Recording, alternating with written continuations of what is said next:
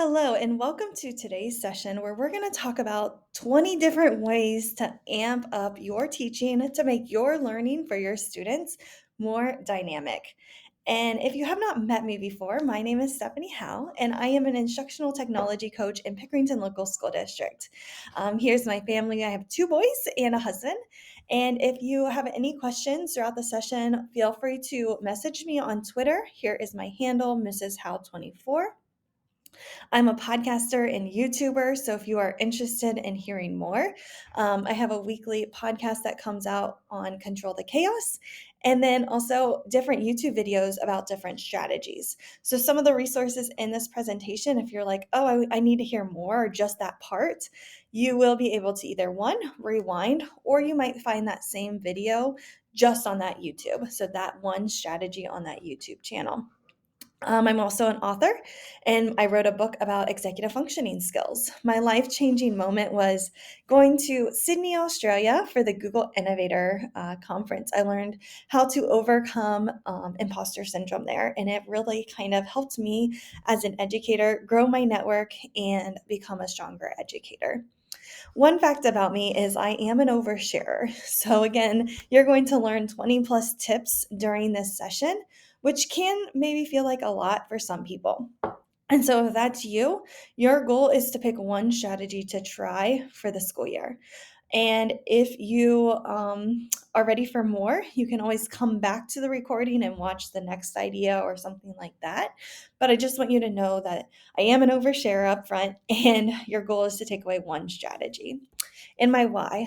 In school, I was a struggling student, and so my goal is to make learning fun and accessible to all students that I come into contact with. Some of the resources will have request access. And if that's the case, it's because you're not in this Google group. And right here is our Gold EDU Google group. It's completely free. You receive materials, you receive connections with other educators. You're allowed to email this Google group asking for resources or tips and tricks or answer somebody's questions. So that is hello@goldedu.org. To join, you simply go to this link, and then up here, it's going to say join. And you can see here are tons of educators collaborating together. Over in this corner, you are able to go into your membership settings. And I like to mention this because a lot of emails do come out, and you can kind of decide how you want to receive these emails. Maybe you want to get every single email, or maybe you just want a summary. So I like to go over the email settings as well, or you can just say, I don't want any emails, I just want the resources, and that's totally fine too. But just know if you get that, hey, I need access, this is how you join that Google group to get that access. So let's talk about the research behind learning and how we can make this more interactive and how we can really help our students love kind of what we're teaching and engage them. So the first thing that we can do is active learning. So what we mean by active learning is putting the learning into the students' hands. Rather than them consuming and consuming information, they're taking what they learned and they are making something with it. They're taking control of their own learning. They are maybe doing hands on projects or they're problem solving different tasks. Sometimes they're even working with a group in this type of environment. There's also personalization. This is where we're able to connect students with maybe their interests or their background and experience. So, this comes with building relationships for our students. We need to be able to build those relationships with students so we're able to provide engagement to them, and it also allows them to feel success when we do personalize our lessons. Collaboration. So, collaboration is a great strategy as well. And this is where we're talking about group projects, peer tutoring. We're trying to promote engagement and fostering a sense of community. Feedback. This is where we are trying to give timely feedback to our students, and we are doing our best to support them and help them kind of keep track. So, when there comes to feedback, I really like to use a personality test called True Colors to really help me give the right feedback to the right personality type. And we'll probably talk a little bit more about that soon. And then support. So, providing my students with scaffolds or different supports to really help them. So, this is kind of what the research says when it comes to making learning dynamic for our students. We want to make it active, we want to personalize it, collaborate, feedback, and that ongoing support for our students. So, the first activity right here is the Sesame Street quiz. This is a fun strategy where students will spin a wheel. And if you click on all of the images, the resource with a video sometimes will pop up, and also the directions and all of those activities. So, what happens here is students are going to spin the wheel. They find out three words. Once they know those three words, they then make connection to those words and try to figure out which one does not belong. And once they figure out which one does not belong, they talk about why the remaining is that outlier. So they kind of figure out like the relationships between each one of those activities and all of those different ideas. And so again, they spin that wheel. They pick 3 to 4 words. You can kind of decide. Once they do that, they're making those connections. And I like to set timers as well. So that way, right here is a YouTube video to a timer. That way, after that 4 minutes, then students are able maybe to think, pair, share, or with their group, they're talking out loud.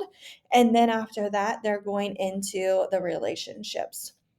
And I've been doing a lot of studies on temperaments as well, which are similar to personality tests, but a little bit different.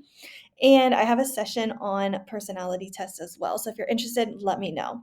But when it comes to temperament, what that means is we have 4 different types, and they go by kind of colors as well. They're different than the true color test, if you're familiar with that one. So in the temperaments, your blues and your greens, they are introverts. And what that means is they need to think before they speak. So that think, pair, share strategy works really well for those greens and those blue type of students. Then you have your extroverts. And what that means is your yellows and your reds, these type of people have to process as they're talking. So they're not coming up with that final answer like the blues and the greens of what they think. They're talking it out with another student or another partner. So I like to keep that in mind too when I'm doing collaborative group work with different students to really focus in on, okay, my blues and my greens need think pair shares, where my yellows and my reds need to talk it out, and they need that safe space where that's not their final answer. They're just brainstorming out loud verbally. And so sometimes that can cause conflict with those colors, because if you have a green and red student, they might be like, okay, that's not correct. And the red student just needs to process what they're saying out loud. So I want you to keep that in mind as well when you are doing some of these activities. But again, Sesame Street quiz, spin the wheel, you come up with 3 to 4 words, they make connections, and then they figure out which one belongs and which one does not belong. The next activity is a tabletop Twitter. So this is a great strategy. And how this kind of works is I saw this on Twitter. So a lot of these ideas are stolen from other educators. And if you're interested to know where, I usually put it in the speaker notes if it is. So this idea is what's happening. So students will write a 140 characters text to kind of explain what they've learned. They're summarizing what they have learned from today's topic. This makes a great exit ticket. Then they sketch it. So they draw something, or maybe they capture it in Canva, where they can use Canva to really create a quick sketch. Because typically, when we post on social media, research has shown that with text and a picture, you'll get more likes and you'll get more notice. So it's really important to have students maybe sketch a photo or create again using Canva. Then they're going to summarize their main idea using a hashtag, and they will come up with some type of hashtag to help explain their learning. And then what they do is they are going to share their idea, their tweet, with a friend by retweeting. And once they kind of do that, their friend is going to add to what this student has learned. So, again, if you just need this quick recap, there is a video for just this strategy. But this is a great exit ticket to get students to one, kind of cap what they've learned, And then they're again able to draw it, come up with that hashtag, and then they share, and that partner kind of adds on to their idea of what they learned. Idea number three is the waiting room. So, this is a great classroom management strategy when you are working with different students. In this waiting room, you can create announcements right here. So, the teacher is busy bee, and what they need to do is they need to please be patient and take a number. So, the teacher is able to come here and change these numbers as they meet with different students. It's kind of like if you go to the BMV and there is a number that you pull out, and that's your number in line. The teacher can create their must do list, their can do list, and then down here are all of the numbers that you can cut out. You could either use these or you could use something like this. And the students would just grab those numbers and take them back to their desk. And then again, up here, you would just say, okay, I'm ready for number 6. And then the student would come up and they're ready to go. So, again, great classroom management strategy to use in your classroom. It's quick, it's easy, and then you're able to conference with students one on one as they have questions and the other students are working independently. Roll it. So, roll it is another fun strategy for your students. What they're going to do is they are going to read a story, read an article, read something. And after they read it, then they are going to roll a dice. So, students will roll a dice, and then whatever number that dice lands on right here is the question that they or task that they will complete. So if they roll a number 1, they have to analyze the main theme of the story and then they respond to it. You're able to come in here and you can change any of these questions to whatever you're learning. So maybe you're not an ELA teacher, you could come in and add your science questions or some type of other activity. So again, students will read the activity, roll the dice, and then they're able to respond to it as well. You can also do this with like a partner. So students could work together with a partner and complete these different activities too.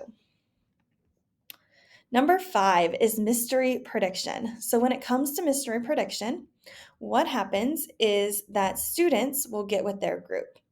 Once they're with their group, they are going to read the quotes. So, what you're going to do as a teacher is you are going to have different quotes from a story that you're reading or an article that you're about to begin, or maybe if you teach science or social studies, some facts about the topic. And after that, students will then get with their team and they're going to read the quote from and form their prediction. So, again, they're going to read different quotes in order. And then after they read those quotes, they are then going to form their prediction. After they predict what they think the book is going to be about, what the unit is going to be about, they discuss with their group what they think the story is going to be about after each of those different quotes. So you're kind of building students up here when it comes to them learning. And then after they do that, the students are going to then repeat the process, and however they have more information, they're getting more textual evidence every single round, that they're going to then at the very end use all of that information to make a prediction about what they think the story is about. So right here in the template, you can kind of see that they would have a quote, maybe the character name, and then they have the character's role, and then they have a clue in that quote. So this is like one card for the student. Then they get card 2, card 3, card 4, 5, and 6. And every single round, students are making a prediction. So you would just show clue 1 first. Students then write their prediction. Then you show the quote for clue number 2, and they write their prediction. Then they go on to clue number 3, they write their prediction. Okay, and you keep going. And what's really cool about this activity is they are getting more textual evidence along the way to be able to kind of help them know what direction they need to go when it comes to making that prediction. Then, what I typically do is after students make those predictions, at the very end of the unit, I will go back and use those papers. So, on that final clue, the final prediction of what they think they're going to be learning, I will then go back to this. And the student that had the correct answer or closest answer will win some type of prize. And again, it just makes it fun. It gathers the students to add wonder into what are we about to learn. And when we've done these activities, students have really been more invested throughout the entire unit. So it's really important to add wonder into the classroom. Yahtzee. Yahtzee is another great strategy when it comes to classroom management. So, what you are able to do, I don't know if you've ever played Yahtzee, but it's pretty much the same rules as before. And so, with Yahtzee, you will have students kind of think of 3 different behavior goals that might be driving you crazy. So, right here is that template. So, what are 3 different behavior goals that might be driving you absolutely insane? And you're just like, okay, I need something to do to fix this. And when it comes to that, Yahtzee allows you to kind of focus in on those behaviors. So for this one, I wanted students to raise their hand because they were just speaking out whenever they felt the need to. And I was kind of like, okay, we can't do that in a class of 30. So we need to raise our hand in order to have conversations. Stay in their seat. Students were just getting up and moving. So one of the goals for this group was to stay in their seat, and then everyone has a pencil. So again, there's 3 goals here. You really want to keep it to 3. I've seen teachers do like 10 different goals, and that can be really overwhelming for a student. So keeping it to 3 is a great number for you to do. What students do is they go throughout class and they try to meet these 3 behavior expectations. Then at the end of class, about the last 5 minutes, we put our heads down. And I ask them to reflect all around. And what that means is then I will ask them, okay, what do you guys think? How did today go? Should we roll the dice for Yahtzee, or did we not meet our 3 behavior goals? And what I can do too, while the heads are down and they're voting, I'm able to see which students really thought the class went well or didn't go well. And I can have a conversation with them like, okay, I noticed that you thought today went really well and it didn't. Let's talk about why. And then they're able to kind of get calibrate their behavior expectations with yours. So this is a great way to kind of make sure everybody understands the same thing. If they did meet the 3 behavior expectations, students roll those 5 dice, and it takes about a month to play. And I competed against different classes. However, you might be self-contained, and so you could do class versus teacher if you wanted to do that. So every time the students were great, they got to roll the 5 dice. If they weren't, maybe you got to roll the 5 dice. And then right here is like the Yahtzee scoreboard. So they roll those 5 dice, and then just like Yahtzee, they try to decide based on that roll how many points they should get um, using those Yahtzee rolls. And then you add that final number here, and then the team with the winning amount at the end of the time is the winner that might win that award or win some type of reward. So again, this activity is great for self-reflecting. I like to use it at the start of the year just so everybody is like reminded of my classroom expectations. And we're able to have those conversations of like, okay, yes, today was great. You guys did an awesome job, and I can praise them, or no, this was awful. And then we can talk about that as well. Next is our tracker. So this is a great way to meet the personalized learning needs of your students. So I type in my students' names in this column, and then I type in their goal. And so when it comes to their goal, I like to use SMART goals. And right here is a template of the SMART goals that we use. So students will come up with their SMART, and then they complete their goal up at the top. Once they get kind of that done, I can have different check-ins here. This allows me to make sure I meet with all of my students, and if I didn't, I can go back. I am like a checklist type of person, and so I need to know with like, okay, I met with student 6, I have not met with student 9. And so then I can quickly see that, pull them up, have a conversation, and kind of keep track of their progress. I like 3 different check-ins, but I could add more if I wanted to. And then I can go in here and I'm able to say, okay, this student has not started yet, or hey, this student is in progress. And I'm able to add all of that information into this Google Sheet so that I'm able to track my students a lot better. Number 8 is Crazy Eights. This is to get students brainstorming. We've used this activity in design thinking, but also with writing. So anytime students might be stuck or for problem solving, maybe there was a problem at recess. So what students will do is they have 30 seconds per box. So each of these different boxes are 30 seconds each. During that time, they're going to sketch, they can draw, they can write notes, they can pretty much do whatever they want in that box to kind of write out their ideas. Then they stop when the timer is up. So this is a timer and it is 30 seconds. And then there's a 10-second break in between each of these different boxes. So for 30 seconds, students are just working in this box.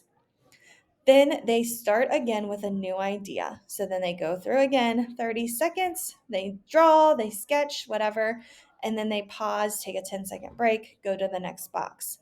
Typically, by this box, they start running out of good ideas. And so we tell students, hey, throw out your worst idea. And by doing that, you're able to create a psychological safe environment where students are learning that it is okay to fail. They are learning that it is totally okay for them to fail forward, which is great for them to kind of think about different ways that they're able to really dive deep into the content. And it's okay if they have a really bad idea because we might be able to take that idea, their partner or myself, and we can make that idea great. And so we talk about how just throw any idea out there when they are brainstorming using that Crazy Eight strategy.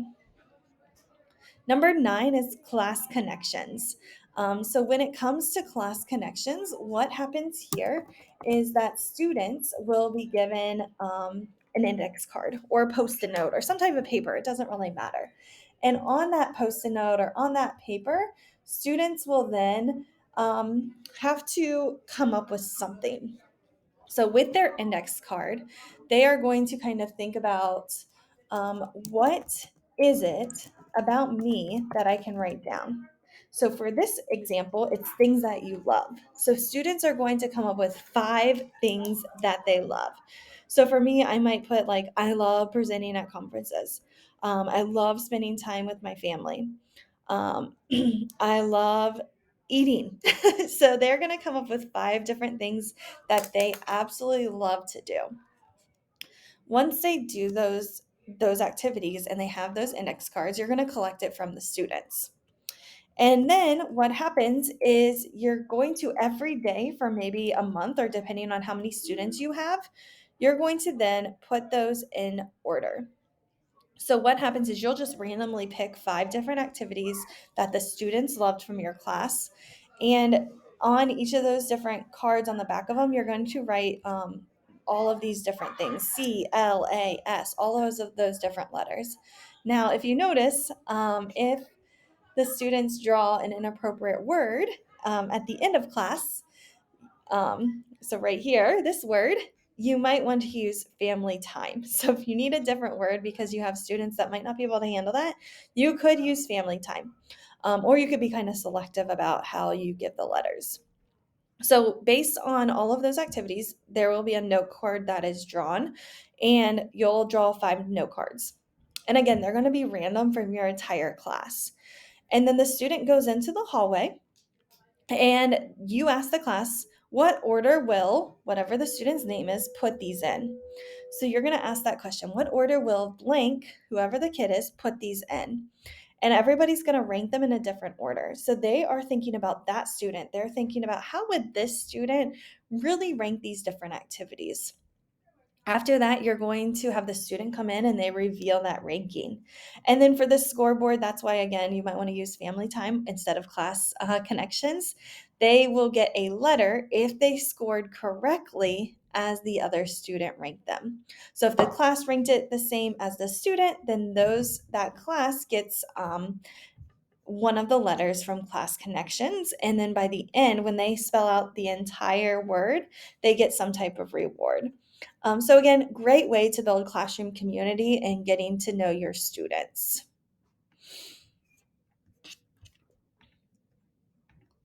This one is a glow and grow. So when we're talking about collaboration, this activity can be a great way to get students to collaborate together. And with that, students are able to really think about the feedback that they're getting from others in the class. So when it comes to Glow and Grow, this is an example using video. So we were doing a gallery walk. The students created a book trailer using video. And so down here with the glow, it said, I really like how you added, and then I like to have students write what they like that that student added. Now they also had to add a timestamp. So from that video, what part of that video did you really like? And that again helped the student know, one, they're really engaged in what I created, and two, they're really focused on when this happened in the video. And then with the grow. So then there's three different kinds of examples I give here. I wasn't sure about when this happened in the video, or what was your intent when, and then I like them to provide the timestamp when they were kind of like, okay, what was the intent here? And then what were you hoping to achieve at blank timestamp? So if I wasn't using video, I might tell them, if it's a paper, to really look at what time or what slide or what part and use that textual evidence to really explain and help that student glow and grow. And then right here, they just write their feedback. I print this out and I cut them. And then every single student has kind of like a Post-it note type of paper with the little light bulb and with the grow. And so when they're doing their gallery walk, they're able to write their feedback right on this paper to give it to the student. Idea number 11 is using a grade check. So this can be a great way to kind of follow in with your students. This right here is the like Google form or the Google Sheet piece of it. If you go into tools, like once you make a copy of this, you can go in and you can actually manage a form from here. The reason you want to copy the Google Sheet is because there are formulas that are being captured on this Google Sheet. And so again, if I go into tools and then I go into manage form and I hit edit form, I can then see the Google form that the students are filling out.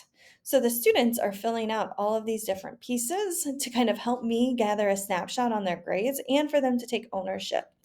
I also like to do this 3 times in a quarter because research has shown that the more we wait to check in on students, the more likely they will get behind and the more frustrated they will become.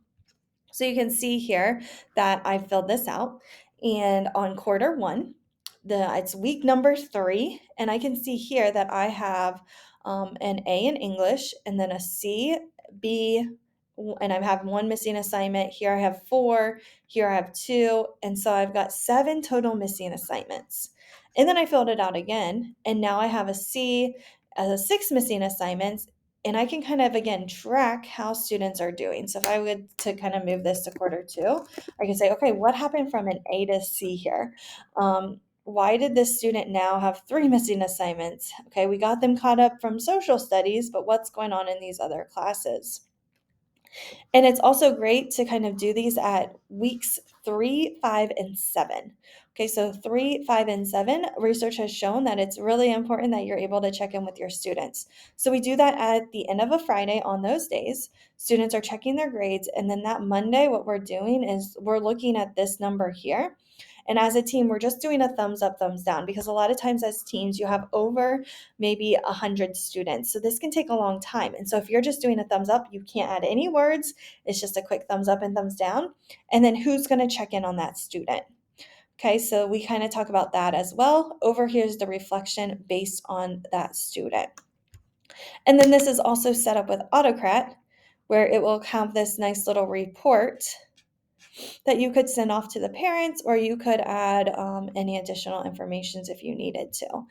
So it's a nice little way to kind of check in on your students too if you need that PDF version. So again, students will kind of come here and they go, okay, this student is good, and it's allowing you to know, okay, who's checking in on that student, and what are we going to do about all of these 11 missing assignments? Who is their advocate? Who is going to be kind of rallying around them? This next one is giving feedback. So again, we talked about how much feedback is really important. So here is a game plan that I have students kind of go over to make sure that this goes really smoothly in the classroom. We talk about the expectations for 5 minutes on how to give good feedback. So on slide 4 is I've taken the rubric that the teacher had, And what we did is we kind of gave, okay, this is if you gave really great feedback. Here's if I had a question about that on the rubric. And then here is a way that I could give a suggestion based on what the rubric is expecting. So use that success criteria of having a rubric. And then what I like to do is I like to go in and make it like actionable feedback for the student. So I just take that rubric and then I'm able to add in like canned comments to really help me focus in on what I need the student to be able to do. So then what happens after we kind of talk about some of those sit-in starters or some of those examples of good feedback is students will watch the student's video. So again, this was part of that book trailer activity. And students watched the video and then they gave feedback for 2 minutes. So we set timers to help them be able to focus. And then they switched to another video for 30 seconds. And then we asked them, how can you improve next time? What things did you like from the videos you watched? So here they rate it real quick. They tell something they like. They ask a question, give a suggestion, and they use that tag feedback. This was at every single student's desk, and the student just added to the row that was after the one that was already filled out. Here are some sentence starters that were really able to help students focus in on the feedback that they wanted to give to the student. So now with idea number 13, this is a great way to kind of gamify your classroom. Students will answer questions. You could also do this with being caught good with a behavior strategy. Once they're caught being good or they answer correctly, you just put their name or they put their name in any of these boxes. So this one has 100 boxes. You can add or take away as many boxes as you might want to. And at the end of the timer or the game, so once all these boxers are filled up, I can call for a number or a prize for a prize.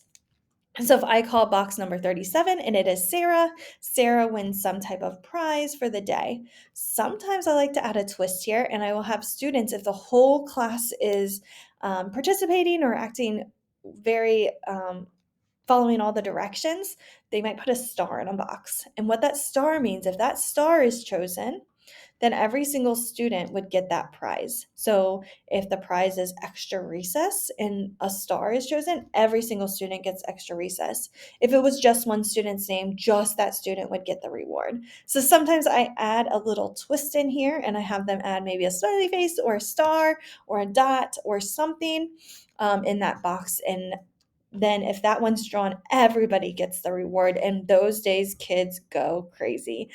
So those are really fun ways to kind of add either classroom management wise or for students answering questions or a mixture of both. Maybe you're playing a game, but you're also trying to catch students being good as well. This bus system has helped. I don't know if you have ever had students miss the bus due to whatever reason. And so, right here with this bus, it's a spreadsheet that we've been using. And what happens is, let me go ahead and find it again. Students will have this up on the board. So teachers are having this on the board so students can see um, what buses are here. And you can kind of see here the arrived time. And so whoever's down at the office or in charge of the buses can type in the time that it's here. Students see that the bus is there and they're able to go out and explore there and go home. So this is another example that we've used as well. Um, and the person that has access to this just moves it over, says get on your bus. So in the classroom, these kids should still be in the classroom. Once the bus is here, this gets moved over to get on your bus. And it has caused, again, lots more clarity, lots more focus for students to know, okay, I am ready to get on my bus, or no, I'm not. Because sometimes when we just hear verbal announcements, students often miss the bus. And so this again was just a nice way to have students be able to get on the bus and go home to their parents. And then vocabulary sketches. So vocabulary has been a huge focus for us. So right here we have the word and definition. And then what the students are able to do is they sketch an image. So they have whatever the word is for the week, and then they write the definition here, and then they sketch it. So word here, definition, sketch. Word here, definition, sketch. And it's just a great way for students to explore their vocabulary. And usually I print this front to back. And as students are working through the different words, they again are writing that word, definition, and sketching. You could change this to maybe write an example or something like that if you wanted to change any of the verbiage as well. Number 16 is reflection. So right here we have a today's goal, and I just quickly ask students, how are they feeling? So they'll circle that, and then I ask them if they need a personal check-in with me. Once they complete that box, they go on to the next box, and we use a lot of roadmaps. So what that is, let me go ahead and pull one up. Roadmaps are a great way to kind of focus in on where a student is at and to chunk the activities. So right here is a roadmap. And I often will say, okay, today's goal is to get to box number 5. Are you behind pace, which would be 4 and below? Are you on pace? Are you at box 5? Or are you ahead of pace, which would be 6 and above? And so on that reflection, students are able to say where they are based on that roadmap and then what their goal for the class is today. So they'll look at their roadmap and they might say, okay, my goal is to complete the timeless text activity or whatever their goal is. Then after that, the end of the class period, we'll do the accomplishments. So we make sure that they have a personal checklist and it's up to date. And then that they have a personal check-in with me, or if they want one, then I'm able to kind of know that at the start, and I can pull them immediately as the other students are getting started. And then I kind of want them to say, okay, I did not meet my goal, or yes, I exceeded my goal, or I did meet my goal. And then what their plan is for tomorrow. And then we do this again the next day. And I collect these on a piece of paper so I can quickly sort, okay, who needs a check in with me, who doesn't. And then I'm able to kind of check off who I've met with and then pass these back out to students the next, at the end of the class so they can finish this little piece at the very end. It's worked really well with having students kind of focus in on their goals and what they need and how I'm able to support them.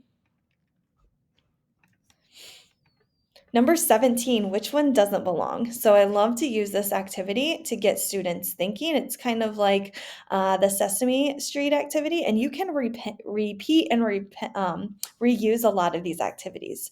So looking at this one, this was the example I saw on Twitter. Which one does not belong? And I provide students sentence starters, and then we talk about. So using low cognitive activities can really help students think about which one really doesn't belong and why. And so here they're looking at this, and for me, I would think the basketball. It's not edible. You can't eat it. It's not a dessert. It has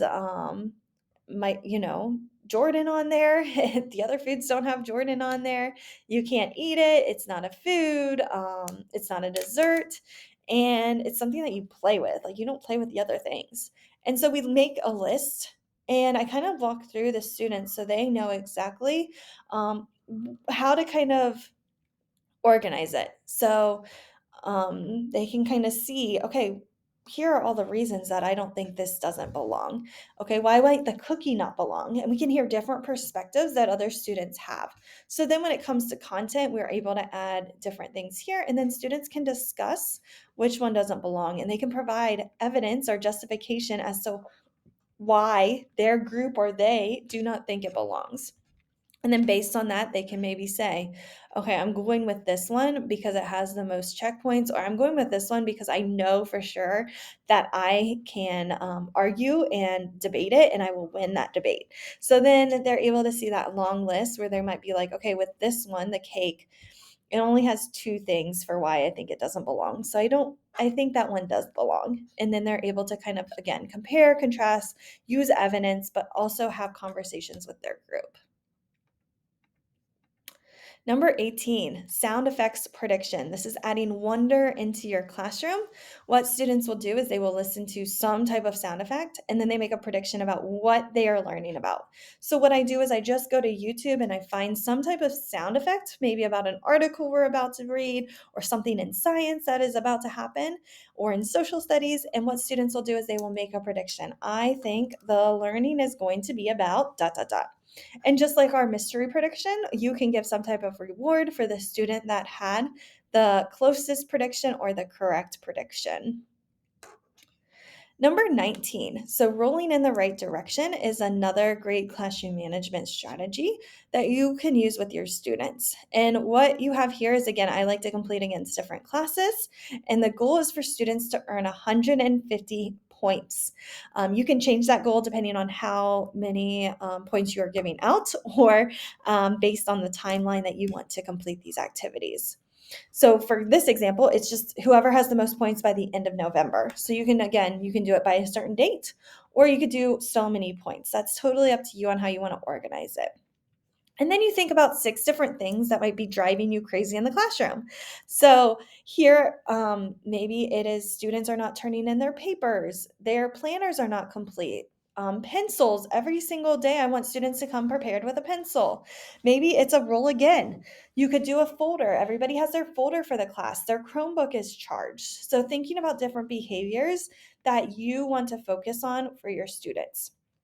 And you'll have them on a dice or a spinner. I've seen teachers use spinner with this activity too. That works well. And you can use, I believe it's called Wheel of Names. This is a great one. So I'm also going to throw this one into the speaker notes. That way you can use this if you would like. So once you have your behaviors that you want, you can add them to the spinner or you can add them to the dice. Once you do that, you could do percentage, or you could just say every single student needs to do it. But sometimes this can be fun at the start of the year, or if you have a class that's really struggling. So, okay, 100% of our kids have to have a pencil today in order to get the reward. Or maybe it's only 50% or 75. So again, depending on if you want to use this or not, could be a fun way. You could, again, put it in that spinner, or you could have dice and print this out and then fold it up. Then right here are numbers. So what you could do is you could just say, okay, you get 6 points today. You could have kids draw a card. You could have kids multiply, add, subtract based on what they roll with this dice. So again, tons of different ideas on what you could do to get this. My favorite is using 2 dice and then using the symbols with math to kind of have students roll out what they're going to get. If every single student has a pencil, so I'll just say hold up your pencils. Every single student holds up their pencils. I quickly check. And if every single student does that, I will then roll these 2 dice or these 3 dice, or a student will roll those 3 dice, and then they can decide what amount of points they get. And so then again, by the end of the day or end of the total, the winning class will win. Now, I just want to mention something that if the students do not, so every single student forgot their pencil, they don't roll. They don't get the points. So that's when you could do teacher versus student as well if you wanted to. But kids are so engaged by this. They really do love it.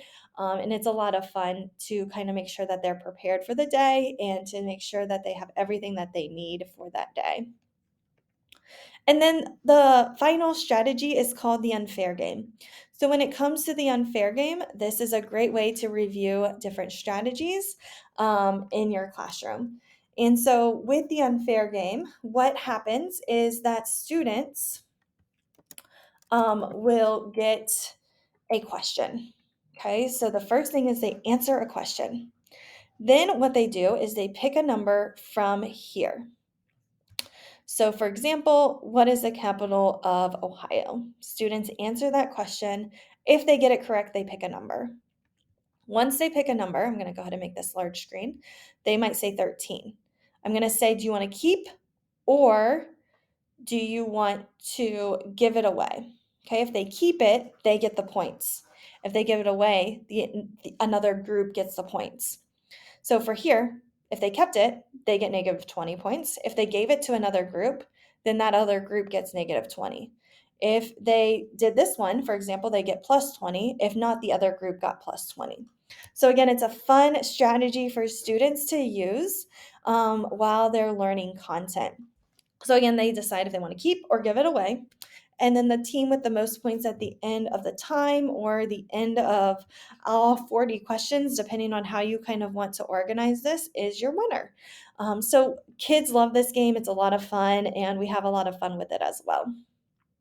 So, thank you so much for joining me during this session. And again, if you have any questions, please don't hesitate to reach out. And if you need more or have questions, feel free to message me on Twitter, or my email is there as well. Also, I would love for you to listen in on Wednesday mornings with Control the Chaos EDU, where we talk about different strategies that you can use in the classroom to help control that chaos. And we have a lot of fun. And then please join us in that Google group. We would love to help you grow your personal learning network by asking questions, sharing ideas, and collaborating with others. And feel free, if you want executive functioning support, check out the book on Amazon, Control the Chaos, where it comes to executive functioning skills. Thank you again for joining me, and I look forward to connecting with you in the near future.